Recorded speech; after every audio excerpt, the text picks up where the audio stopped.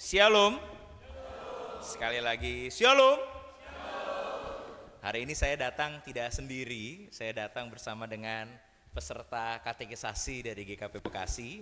Jumlahnya sebetulnya ada 25 ya, 24 ya, tapi yang ikut hari ini 15. Nah yang lainnya kemana? Sedang menyusuri Danau Galilea. Ya, jadi belum ikut dia ya, lagi ikut Yesus di sana. Nah Bapak Ibu Saudara, hari ini sengaja kenapa membawa rekan-rekan dari katekisasi agar salah satu materinya adalah mengenal Persekutuan Gereja Kristen Pasundan begitu ya. Salah satunya ini sudah lintas klasis dari klasis Bekasi ke klasis Purwakarta dan juga GKP Sadang. Jadi terima kasih bagi Bapak Ibu diberi kesempatan untuk bernyanyi bersama ya pekerja Kristus yang mulia. Nah Bapak Ibu Saudara-saudari yang dikasih oleh Tuhan, hari ini kita memiliki tema kabar baik, kata dan laku. Ketika bicara tentang kabar baik, nyata dalam kata dan laku, berarti kita diperhadapkan pada kenyataan bahwa kita tahu apa itu kabar baik. Logikanya sih seperti itu sederhananya. Tetapi pengetahuan itu seringkali tiba pada sebuah kenikmatan konsumsi akan perkataan-perkataan. Sehingga kita tahu betul apa yang dikatakan dengan kabar baik, kita paham betul apa yang dinamakan dengan keselamatan, kita bisa mendalami itu semua, tapi seringkali terbatas hanya dalam perkataan. Maka tidak jarang Bapak Ibu Saudara dan mungkin banyak di antara kita, ya kadang saya juga diajak ngobrol, suka mengikuti perkataan-perkataan tentang kabar baik di mana? Di YouTube. Jadi perdebatan-perdebatan lintas pemahaman begitu ya. Itu di YouTube banyak sekali itu. Yang paling ramai yang sering kali ditonton oleh bapak-bapak dan ibu-ibu apa ya? Edis TV. Itu kan banyak sekali kan. Oh itu kita semua percaya itu. Itu kabar baik, betul. Senang sekali kita. Apalagi kalau Edis TV menang perdebatan. Wow itu langsung sambil makan sarapan pagi itu. Wah. Semangatnya luar biasa. Tetapi kan itu terbatas hanya pada perkataan. Lalu kalau ditanya mana tindakannya? Mana perilakunya? Mana karya-karyanya? Makanya ada satu lagu tuh saya suka sekali lagu itu. Bapak Ibu Saudara tahu nggak lagunya? Mengikut Yesus keputusanku, tahu ya? Kalau tahu kita nyanyi bersama ya. Saya nggak tahu ini ada drum nih kayaknya nih. Ya jadi ada di bawah ini Bapak Ibu Saudara ya. Tahu lagunya nggak? Mengikut Yesus. Coba ya. Ini jago-jago nyanyinya lo ini. Hebat sekali lo ini ya. Kita coba ya. Mengikut Yesus keputusanku. Mengikut Yesus keputusanku. Keputusanku. Ku tak ingkar. Ku tak apa? Wah hebat sekali, cocok ini loh ini. Ikut lomba ini luar biasa loh, hebat-hebat ini ya. Nah lagunya itu bagus sekali ya. Mengikut Yesus keputusanku. Berarti ketika Bapak Ibu Saudara-saudari dan saya mengikuti Yesus itu bukan karena paksaan. Bukan karena warisan. Bukan karena pasrahan gitu ya. Tapi memang kesadaran bahwa kita mengikut Yesus dan kita tidak akan pernah mengingkari itu. Amin. Nah, tapi begitu ditanya, lalu bagaimana tindakan itu ketika kita diperhadapkan dengan situasi yang sulit? Kita semua menikmati keindahan firman Tuhan, tapi ketika di rumah, ketika di tempat kerja, ketika sedang berinteraksi dengan banyak orang, baik yang kita sukai, apalagi yang tidak kita sukai, bukankah pertanyaan mengikut Yesus keputusanku itu kan jadi dipertanyakan bagi kita? Oleh karena itu maka kalau kita lihat dalam teks ini bagus sekali Bapak Ibu Saudara. Memang sedikit pendek, tidak seperti Injil yang lain. Kalau Injil yang lain di ayat 18 sampai 22 itu pasti dijelaskan. Kenapa kok tiba-tiba Simon yang disebut Petrus dan Andreas itu mengikuti Yesus? Karena di Injil yang lain dikatakan sudah semalam-malaman mencari ikan tidak dapat. Maka harus berjumpa dengan Yesus dan Yesus mengatakan, coba tebarkan di sisi yang lain. Kata Petrus, sudah semalaman kami mencari ikan dan kami tidak dapat. Untuk apa lagi kami mencari ikan? Tapi ketika Yesus mengatakan, lemparlah di sisi yang lain jalamu itu. Begitu dilempar, dapat ikan banyak, baru aku mau ikut Yesus. Wah, berarti ikut Yesus kalau ada,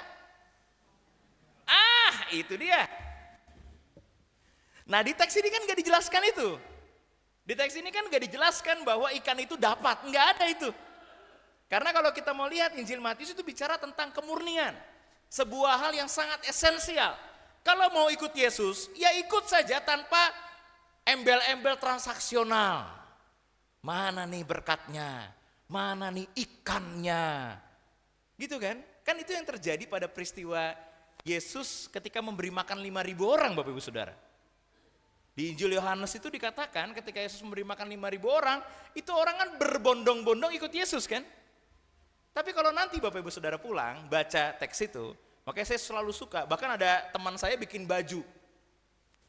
2000 tahun yang lalu MBG sudah ada. Lah, makan bergizi gratis 5 roti dan 2, luar biasa, sisanya 12, bisa di plastik. Bah, dibungkus dibawa pulang. Mar plastik, masa Bapak Ibu Saudara tidak terbiasa? Ya kan di dalam kebaktian rumah tangga itu sudah terbiasa kan? Loh iya, bungkus. Iya, bahasa Sadang bungkus. Bahasa GKP Bekasi kan mar plastik, plastik. Ya, masukin di situ ya.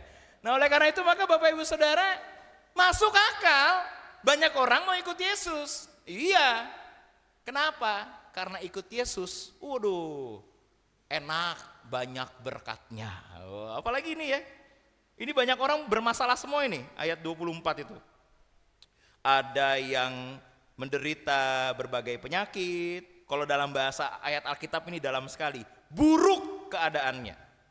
Berbagai penyakit, sengsara, kerasukan setan, apalagi itu sakit ayan, lumpuh, dan semua disembuhkan oleh Yesus. Di ayat 25 kan itu faktual kan.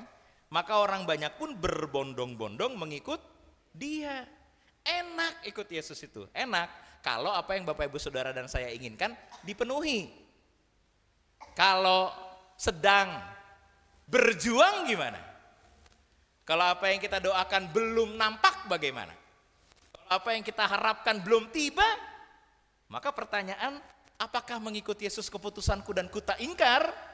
Nah, ini kan jadi pertanyaan yang esensial bagi kita kan? Maka C.S. Lewis, seorang teolog Inggris, dia mengatakan ada beda antara pengikut dan murid. Dan Alkitab itu selalu membedakan itu. Makanya orang yang berbondong-bondong mengikut Yesus banyak. Tapi ketika Yesus disalib itu kemana orang-orang itu kan? Bahkan muridnya pun saja bergumul terhadap situasi sulit itu. Tapi ketika Yesus bangkit, wah, datang kembali kan? Maka bagaimana kita meramu sebuah pengertian mengikut Yesus bukan hanya dalam kata. Karena kalau dalam kata, saya rasa Bapak Ibu Saudara punya apa? Talenta-talenta luar biasa untuk mengerti pengetahuan tentang firman Tuhan. Tetapi yang mau diajak pada kita tentang perilaku. Maka ada beda. Kalau pengikut, kalau dalam bahasa Yunani itu oklos, dia bicara tentang datang karena ketertarikan. Jadi kenapa kita bisa dalam Alkitab dikategorikan sebagai pengikut? Karena memang dasarnya itu ketertarikan. Ada tentang mujizat di sana, ada tentang sebuah pengajaran yang sangat mengena, yang kalau saya dengarkan pengajaran itu kok saya sangat berkobar-kobar kalau dalam bahasa Injil Lukas, sehingga harapan itu bisa terpelihara dan mengubah realitas nasib dalam konteks itu. Sehingga relasinya itu relasi yang sangat kesannya apa yang saya butuhkan Yesus beri, sehingga apa yang saya inginkan saya dapat. Nah, itu ikut tuh. Ya. Tetapi di Matius 8:19 sampai 22, bahkan 27 sampai 20, pasal 27 dan 20, pengikut itu bisa berbalik arah ketika tuntutan yang menjadi berat. Bapak Ibu Saudara ingat ya, bukan tuntutan ya. Cara Tuhan Yesus memurnikan orang-orang yang sungguh-sungguh mau menjadi muridnya, pertanyaannya apa? Tinggalkanlah. Kan ada bahasa begitu kan.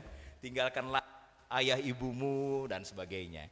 Lalu jualah Ingat orang kaya yang datang pada Yesus, lalu Yesus mengatakan apa? Jualah seluruh harta milikmu. Langsung dia bergumul dan sedih dan pergi meninggalkan Yesus. Nah begitu berarti kalau sudah ada tantangan bagaimana nih? Maka C.S. Lewis mengatakan itulah orang Kristiani sebaiknya bukan sebagai pengikut, tapi sebagai murid. Karena kalau pengikut dia hanya terbatas pada ekspektasi, kebutuhan, dan kerinduan agar dipenuhi. Tapi kalau murid berbeda, dia bicara tentang transformasi. Ada perubahan yang datang bukan karena paksaan, tapi karena kesadaran diri. Maka murid atau mateses, kalau dalam bahasa Yunani, bukan hanya sekedar pendengar, bukan hanya sekedar mau mendengar apa yang diinginkan, yang menyukakan hatinya. Kan pendengar gitu ya. Ya sekarang aja Bapak Ibu Saudara punya handphone. Konten apa yang Bapak Ibu mau dengar di handphone Bapak Ibu? Anak muda main TikTok. Ya kan? Porlapor ketua. Itu aja lagunya. Ya kan? Nggak habis-habis tuh. Ya. Ketika konten itu lewat di handphone Bapak Ibu, lalu Bapak Ibu tidak tertarik dengannya, maka apa yang Bapak Ibu Saudara lakukan? Scroll aja kan, sampai menemukan konten yang Bapak Ibu suka. Sampai konten yang membuat anak-anak muda bikin JJ. Ya JJ namanya ya, bener sih? Bener ya? Saya harus tanya ke anak katekisasi Bapak Ibu. Karena mereka lebih tahu TikTok daripada saya. Ya saya harus mengkonfirmasi itu. Maka budaya hari ini adalah mencari apa yang disukai. Makanya Bapak Ibu Saudara dengar brain rot dan sebagainya, itu kan istilah-istilah karena kita mencari apa yang kita sukai. Dan handphone itu bisa disetting, ada algoritma, maka yang muncul itu aja. Kalau bapak-bapak lagi mau bikin lemari, buka aja bagaimana membuat lemari dengan triplek ukuran sekian. Sepanjang hari Bapak Ibu yang muncul adalah lemari. Pasti.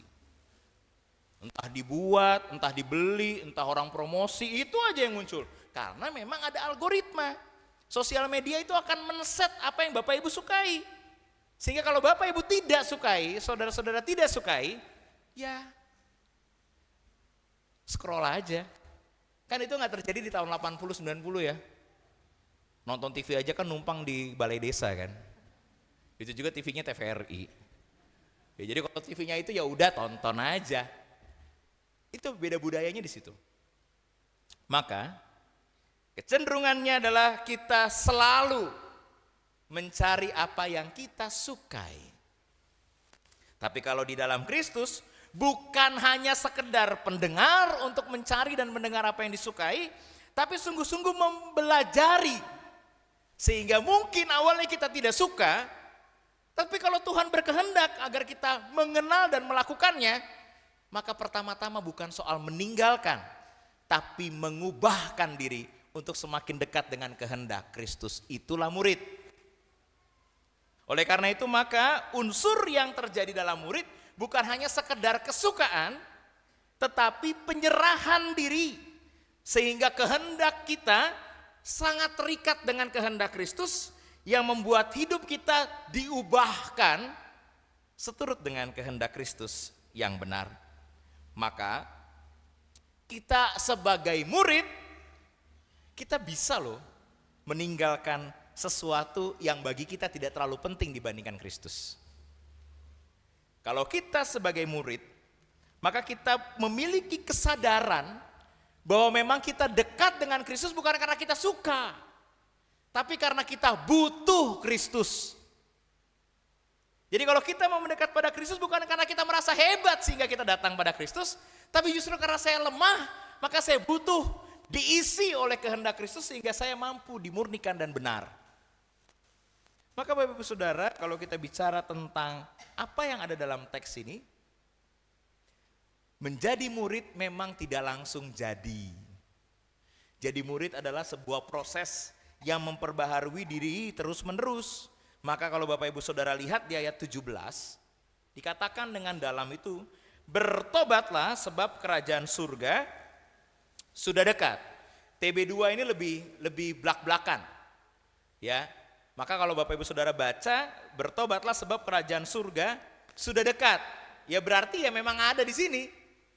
Tidak lalu akan datang gitu ya. Jadi perspektifnya adalah ketika saudara-saudari dan saya mengubahkan diri, membuka hati, sebetulnya kerajaan surga itu akan dialami oleh Bapak Ibu Saudara. Maka apa yang membuat kerajaan surga itu terasa jauh? Bukan kerajaan surganya yang jauh, tapi Bapak Ibu Saudara-saudari dan saya yang belum membuka hati sepenuhnya kepada kehendak Kristus Tuhan. Maka kan era sekarang kan ya ada yang mengatakan kan, sosial media mendekatkan yang jauh, menjauhkan yang masuk akal sih. Coba habis ini pulang mau makan apa ini? Habis ini ada agenda nggak makan apa gitu? Hah? Bingung ya? Biasanya apa sih orang Sadang makannya? Makan keluarga. Kalau saya di GKP Bekasi gampang, saksang, babi panggang, udah cepet deh. Habis ini langsung pada pulangnya ke sana gitu, nyarinya ke Lapo kan kadang-kadang. Kalau Bapak Ibu pulang makan keluarga nih satu meja gitu ya, ngobrol atau main HP? Jawab sendiri. Atau gini ya, ayo ya seru banget ya lagi ngumpul keluarga, iya foto dong, foto ya, jegrek. Habis foto ngapain? Ngobrol, boro-boro. Yang bapaknya update status di Facebook, mesra sekali keluargaku minggu siang makan, ibunya bikin TikTok dulu dia, gitu-gitu kan. Si anaknya juga mungkin dia ada Instagram dan sebagainya. Akhirnya ngobrol gak? Ya enggak lah, karena Bapak Ibu Saudara udah asik sama handphone. Belum lagi yang muda tuh, pusreng, Mobile Legend terus tuh. Ya kan? Tandanya apa? Kadangkala kita tahu ada orang dekat, keluarga kita yang harusnya cinta kasih itu terjadi, tapi jadi jauh. Jadi merasa keluarga gue gak seru. Tunggu dulu. Keluarganya gak seru karena memang tidak seru, atau kita yang juga menyibukkan diri sendiri sehingga merasa keluarganya jadi gak seru. Itu kan sesuatu yang berbeda Bapak Ibu Saudara. Maka kalau makan ya makanlah, handphonenya disimpan dulu. Kalau nyampe rumah, idealnya nyampe rumah ngobrol lah, handphonenya nanti dulu. Bukankah dunia ini udah terlalu sibuk ya? Bapak Ibu, dunia ini udah terlalu sibuk. Saking sibuknya, kaum lansia jam 4 pagi sudah selamat pagi di grup itu. Hebat itu, luar biasa. Ayam belum berkokok lansia sudah selamat pagi. Itu grup lansia GKP Bekasi itu jam 3 pagi. Ada yang jam 2.35. Hari Sabtu saya tanya, Opung, kok pagi sekali bangunnya? Tidak Pak Pendeta, bukan pagi sekali bangunnya, tidak bisa tidur. Kita lansia tuh pola tidurnya sudah mulai sulit ya, katanya begitu. Nah oleh karena itu maka Bapak Ibu Saudara mari kembali pada teks ini. Panggilan Tuhan itu maunya apa? Bukan sekedar ikut. Coba lihat. Kalau Bapak Ibu Saudara baca teksnya ayat 23 sampai 25, itu Tuhan Yesus tidak mengajak seperti perikop sebelumnya. Di mana dia memang mengajak Petrus, dia mengajak Andreas, lalu ada beberapa murid yang lain yaitu Yakobus dan Yohanes. Kalau Bapak Ibu Saudara minggu lalu kebaktian di GKP, maka minggu lalu didalami teks ini dari perspektif Yohanes. Di mana Yohanes Pembaptis itu muridnya adalah dulu Petrus dan juga Andreas ini. Yang memang Yohanes Pembaptis sudah mengatakan bahwa inilah anak Allah.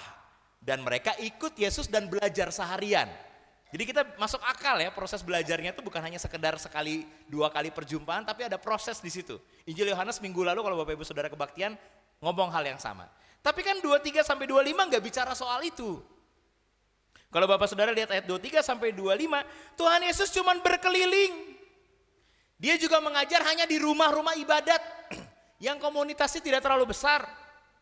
Tetapi ketika dia mengajar dan memang di rumah-rumah ibadat itu ada proses penyembuhan, di ayat 24 coba Bapak Ibu perhatikan itu. Lalu tersebarlah berita tentang dia di seluruh Syria dan dibawalah kepadanya. Jadi Bapak Ibu Saudara lihat bedanya ya. Ada yang butuh keintiman sehingga dia menyadari dan ikut Yesus. Ada yang ikut Yesus karena kebutuhannya saja. Lalu kalau kebutuhannya sudah dapat, kemana dia?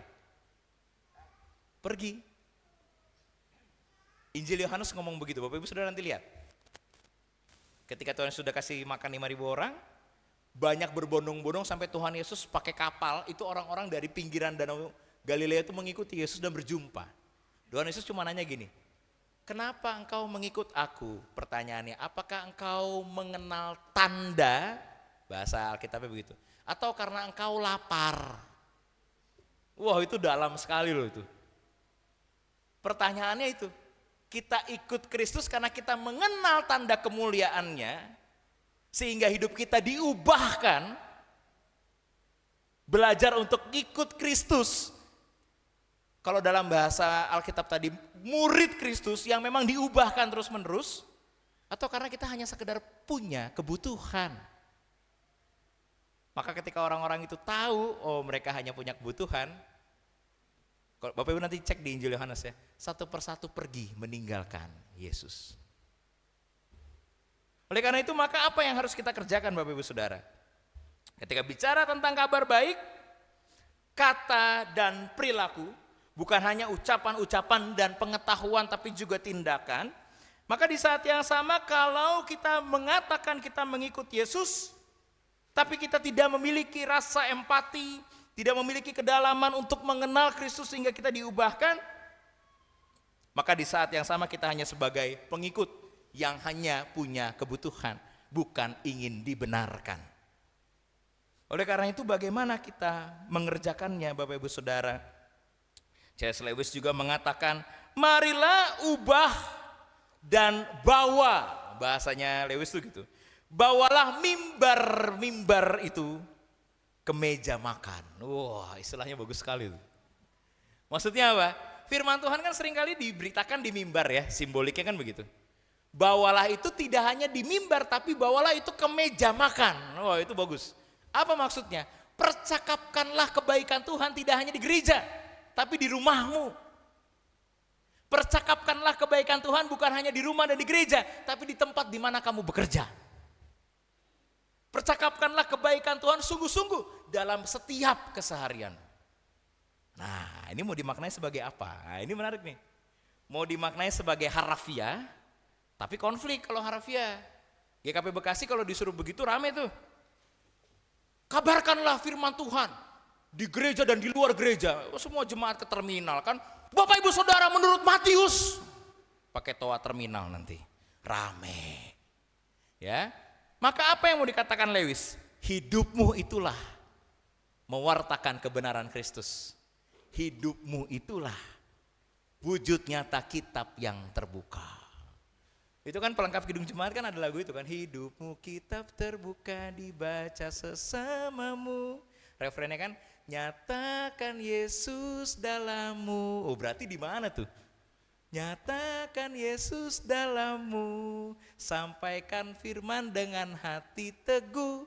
Nyatakan Yesus dalammu. Berarti apa yang Bapak Ibu Saudara lakukan? Sebetulnya itu mewartakan kebenaran Kristus itu. Jadi, kalau di rumah ngapain? Kalau kita balik pada teks dari mimbar ke meja makan, maka ketika berbicara tentang kebaikan Tuhan terhadap pasangan dan anak, itu harus ada pengampunan dan penerimaan. Bukan hanya tuntutan dan paksaan. Ketika Bapak Ibu Saudara di tempat kerja, maka bagaimana menghidupi Kristus, yaitu kejujuran dan solidaritas. Ketika Bapak Ibu Saudara diperhadapkan dengan situasi sulit, tidak gampang memang.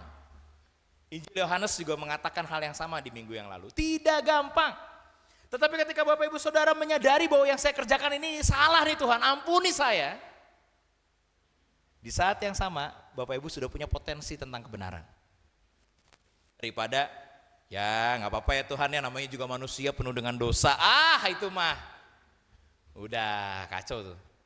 Tapi kalau kita punya ketakutan, kegelisahan, karena kita tahu di tempat kerja ada pilihan sulit, dan kita gak punya pilihan lain, Tuhan ampuni hambamu ini. Tolonglah hamba-Mu untuk bisa mengerjakan apa yang baik benar, bahkan di tengah-tengah situasi yang sulit sekalipun. Itu sudah kehendak Kristus. Maka ada satu film itu, film reflektif ya, film Amerika, ketika ada sebuah persidangan, tapi pendeta disuruh